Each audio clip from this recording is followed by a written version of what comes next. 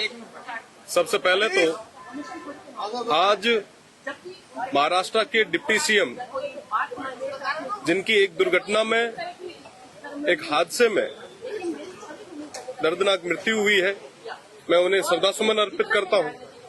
और साथ में कई लोगों के और भी हताहत होने की सूचना मिली है, मैं श्रद्धासुमन अर्पित करता हूं। आज गवर्नर साहब का अभिभाषण है, इसमें पिछले साल का ब्यौरा भी होगा, आने वाली रणनीति सरकार की जो दिशा है वो भी प्रदेश के सामने आएगी। पर सबसे बड़ा विषय है कि पिछले कुछ दिन पहले ओमार सीट का एक प्रकरण लंबे समय तक चला भी है, आए दिन न्यूज़पेपर्स में छपा भी है, इलेक्ट्रिक मीडिया ने अच्छे से चलाया भी है। हकीकत यह है कि दोनों ही सरकारें युवाओं के भविष्य के साथ फुटबॉल खेल रही है। पहले भी पेपर लीक कई बार हुए, उन तमाम चीजों से, उन तमाम धारणाओं से युवा उठे भी नहीं थे। उससे पहले ओमार सीट जैसे प्रकरण और आगे आ गए। जब बाढ़ ही खेत को खाएगा तो बचाएगा कौन?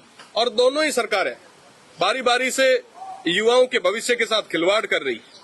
मैं वेस्टर्न राजस्थान से आता हूं, रेगिस्तान से आता हूं। वहां कहा जाता है कि घी ढुले तो बनाई ढुले, पानी नहीं ढुले। आज के समय में पूरे प्रदेश में पानी को लेकर हाहाकार मचा है। जेजेएम की मैं अगर बात करूं तो जेजेएम में हम 32वें नंबर पे है, हमारा जो स्टेट है वो 32वें नंबर पे है। और उसमें भी अगर मैं स्टेट की बात करूं तो बाड़मेर सबसे आखिरी में। निश्चित रूप से इन तमाम विषयों पे बात होनी चाहिए। मैं माननीय स्पीकर साहब से निवेदन करना चाहूंगा कि आप पेपर लीक पे, जेजेएम पे, यहाँ के हेल्थ और एजुकेशन के सिस्टम पे एक विशेष चर्चा कराएं।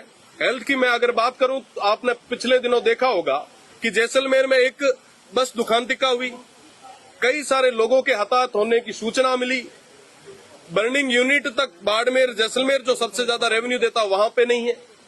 आज के समय में ट्रॉमा सेंटर की अगर हमारी बात करूं तो सबसे बुरे हाल है। अगर मैं बाड़मेर, जैसलमेर के पर्यावरण की बात करूं तो ओरण, गोचर और खेजड़ियों को पूरी तरीके से डिस्ट्रॉय किया जा रहा है। पर अभी तक प्रदेश की सरकार का कोई स्पष्ट रुख अभी तक सामने नहीं आया। कई हमारे जो युवा साथी हैं वो जैसलमेर से जयपुर तक पद यात्रा कर रहे हैं। आखिर ये जरूरत क्यों पड़ी?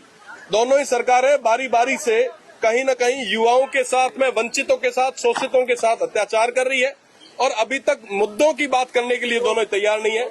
मुझे लगता है कि इस सदन में अगर मुद्दों पे बात होगी तो निश्चित रूप से प्रदेश की जनता को उसका फायदा मिलेगा।